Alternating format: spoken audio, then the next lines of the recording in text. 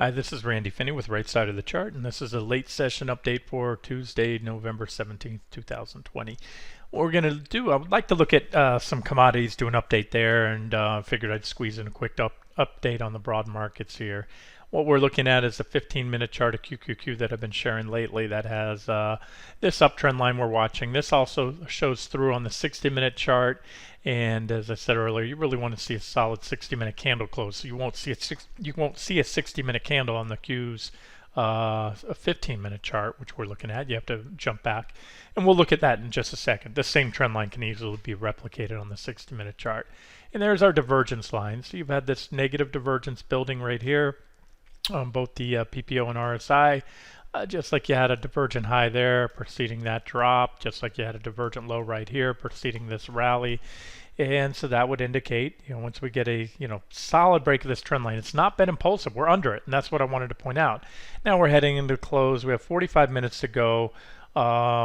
And again, it's not an impulsive breakout, so I would just I can't draw a question mark there, but I'm not giving it a check mark yet. I'm not giving it an X. We didn't fail, but we need to see a little more selling from between right now, quarter after 3, and down into the close. Here's what it looks like on the 60-minute time frame. We zoom in nice and tight. You can see that line right there.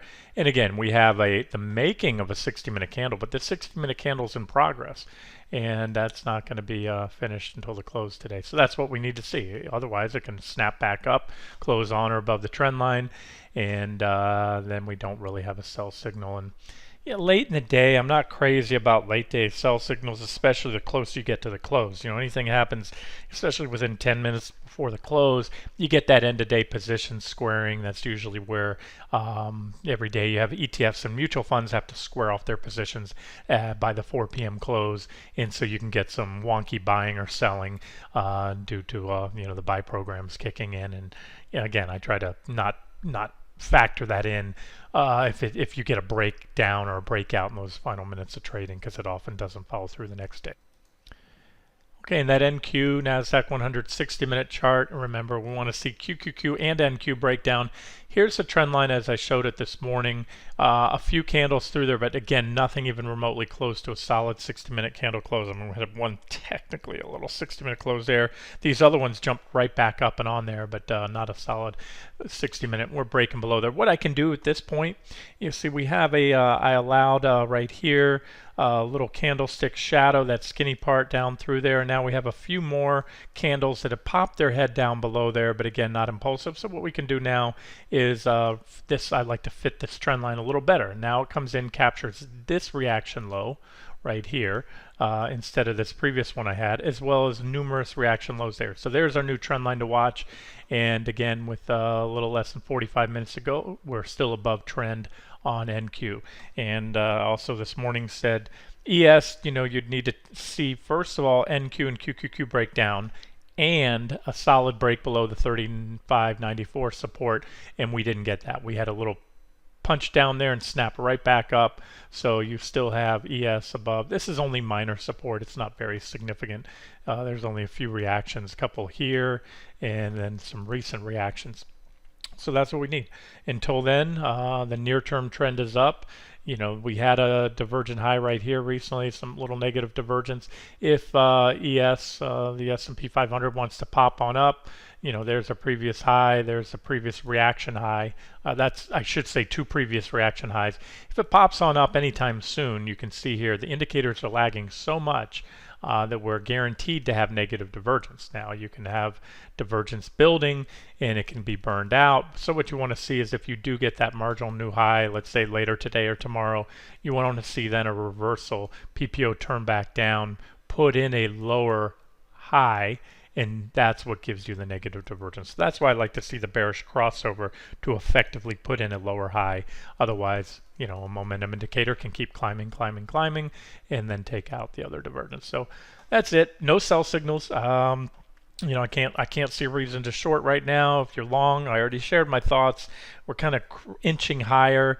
Better to be long than short because the near-term trend is up. But again, I don't like the risk reward right now, and I don't like the posture of the indicators with those divergences. That NQ could break down overnight in the futures, and if you're long QQQ or SPY or any of these stocks, then they're going to gap down should we get a breakdown overnight that carries over into the morning, and then you gap down on QQQ below that again, that 15 or 60 minute uptrend line right here. Couple things to note today. One of them would be Tesla. Tesla, big news. They got announcement that they're going to be included into the S&P 500. That's always a big deal for any company, and obviously, that it led to a rally today. That rally, coincidentally or not, ran right into this level. I think in recent videos I added this line here. I've had for quite a while this orange box. This is the what I call stock split bull trap buying climax range. Anyways, it was the end of August. We had a 5-to-1 split in both Tesla and Apple. Talking fast. Tesla and Apple. And so there's everybody that bought the day of or the rally immediately following the split. They went quickly underwater by a good amount, and every time the stock has rallied back up into that range, they've been checked. And so what I did a week or so ago, I added a line right here because I saw enough reactions up to that level, and I put that level at 426.12. I added that line back on October 26th, and you can see we hit it today almost to the button. We fell 2 points shy on a 464 point security. That's less than 1/4 of 1%. So that's effectively a perfect tag. So all I'm pointing out here is there's a resistance level to watch for Tesla, and of course that previous high. I can think of it's nothing but bullish if and when the stock can take that out. As of now, I'm treating that as a potential buying climax, which is buying climax is which you look for a major top, and we have the same thing in Apple. Apple is still well off their post-split highs. They split the same day, and those are two of the, we'll call them crowd favorites. I mean, Apple's the largest publicly traded company out there in the S&P 500 and NASDAQ 100, $2 trillion company, a lot of money in it, both retail money and institutional money. Tesla as well, both retail and institutional, especially now. Inclusion of the S&P 500 says institutions, like it or not, have to buy it. Most institutions, whether they directly track the S&P 500 or they tell you they're cherry picking, they're going to pretty much mirror the S&P 500. Most money managers have thrown in the towel in recent years and said, hard to beat it, so just going with the indexing. And now indexing cuts both ways. So if you're of the mindset, and I just wanted to talk on this, if you're of the mindset that the inclusion of the S&P 500 can be absolutely nothing but bullish,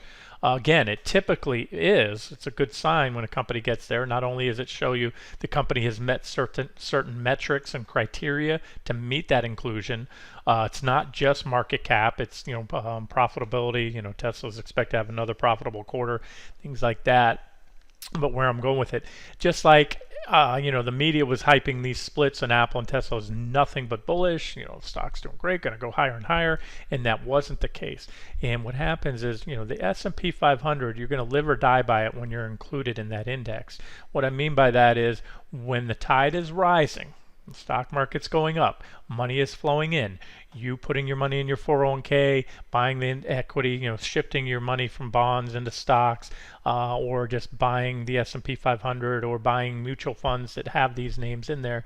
Those inflows of cash, every dollar that goes into an S&P 500 index fund gets prorated among all the components based on their holdings. It's that simple. So, but it goes the other way now. So that could actually come back to haunt Tesla should the S&P 500 correct right when they get put in there right around that time. I mean, it's a done deal now, I believe.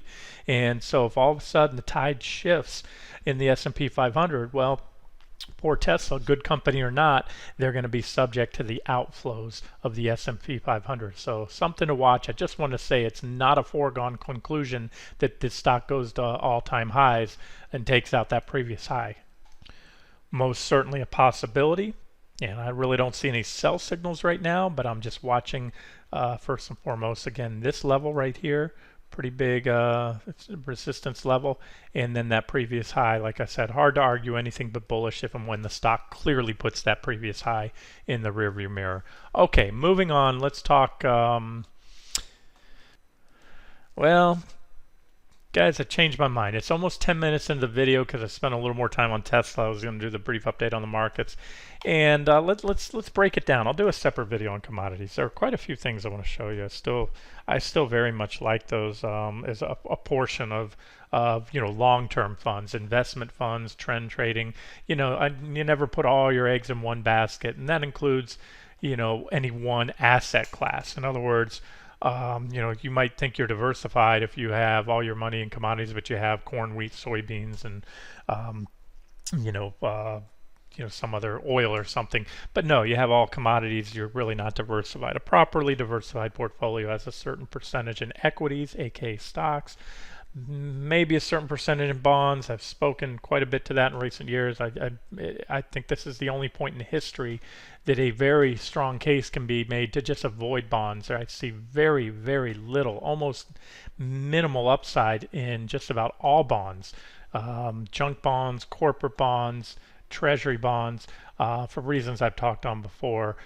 Basically, you're the bottom on interest rates, and bonds go up and down. Bonds rise when rates go down, and when you have pretty much no more downside in interest rates, that means you have no more upside potential in bond prices. So you can sit here and collect paltry interest now of 0.5% to maybe 2-3% on whatever junk bonds are paying or corporate bonds. But again, you're collecting that interest. But all of a sudden, rates don't, even though they can't go down much more, they can certainly go up. And so I'll probably cover bonds in another update. There's really not a lot standing out on the charts because, as I mentioned, the Fed has come in and completely destroyed the age-old mechanism of what we call price discovery. Price discovery is, the natural interaction of, or the interaction of natural buyers and sellers in any security, being a bond, stock, an index, where supply and demand, they find a fair price for that security. Well, the Fed has unlimited. They're not a natural buyer. A hedge fund, as big as they might be, with tons of money to invest, is a natural buyer, but they have limited funds. They can only invest what they have, plus maybe leveraging up. Whereas the Fed can print money in thin air, and that's what they do. And so they've stepped in and supported the bond market. So we really don't know. We really have no clue where a lot of junk bonds and corporate bonds would normally be priced with what's gone on. I looked at the holdings of JNK today, and you have stocks like Carnival Cruise Lines. What was it? One of the casinos. MGM. No, it wasn't MGM. It was another one of the casinos. But so cruise lines, airlines are in there, things like that normally would have gone belly up had they not been bailed out. With various government programs during the COVID meltdown. And so again, their bonds are holding up, their stocks are holding up right now, but it's pretty much a smoke and mirror kind of thing right now. All right, so I didn't want to get off too much of a tangent, but the stock and bond markets are related. And again, I'll wrap up here, and we will cover commodities in a separate video. I just wanted to give you that update as to where we were on the equity markets, and then wanted to do that update on Tesla because it is still a big component of QQQ, and soon will be also a component of SPY, the S&P 500. And there's your Apple. And there's your stock split range right there. There's my big, or not big, but my orange box. And you can see, those that bought Apple on the split thinking it would go nowhere but higher from there had a pretty rude wake-up call. I mean, immediately, boom, pounded down. Got their hopes up, almost got back. At least those that bought in at the low end of that range came close to breaking even. Boom, another rejection. And here's Apple still well below there. In fact, Apple's still struggling right now. They retraced from the whole correction. I'm talking the all-time high right here after the split down to that initial correction. You can see where it stopped cold perfectly, almost perfectly at the 61.8 Fibonacci retracement on the first run up. And since then, it's been stalling out at the 50% retracement. And what I'm referring to there, if you're not familiar, it's the, from this move down to the bottom.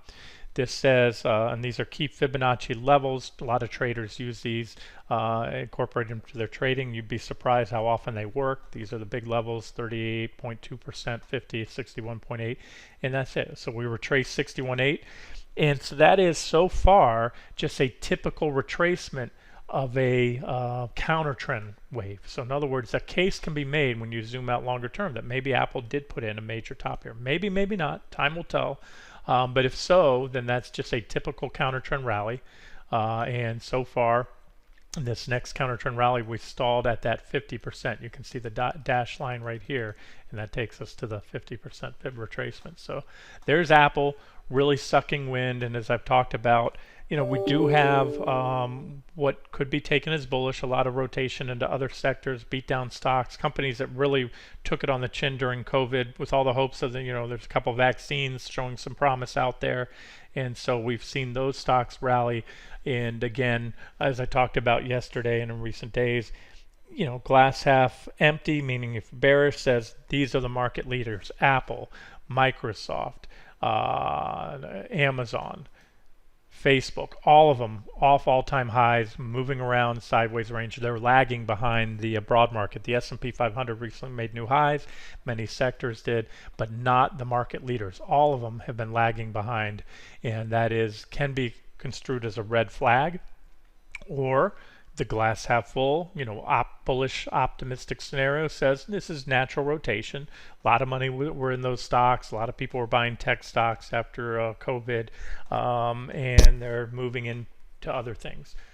Okay, time will tell. Time will tell whether it's natural and healthy rotation, but sooner or later you need to see these stocks pick back up and go on to make all-time or new highs, take out those previous all-time highs, or that is and will be a red flag for the market, because when the market leaders start to lag and especially roll over, then that is typically a sign that a market has put in at least a significant or temporary top that could mean months, could even mean years. It's all possible.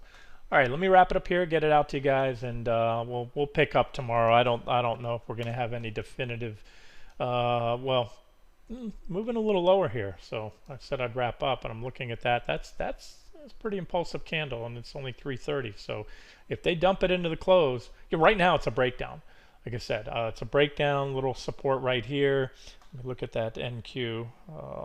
Sorry to loop back to this, but I'd be remiss not to cover it as NQ is just starting to crack, and you have some minor support there. So the more we go down from here between now, it's 3:32 as I wrap the video up, and into the close, the greater chance it has that breakdown will stick and play out into tomorrow, whereas they can easily whip it back and close it back on or near that trend line.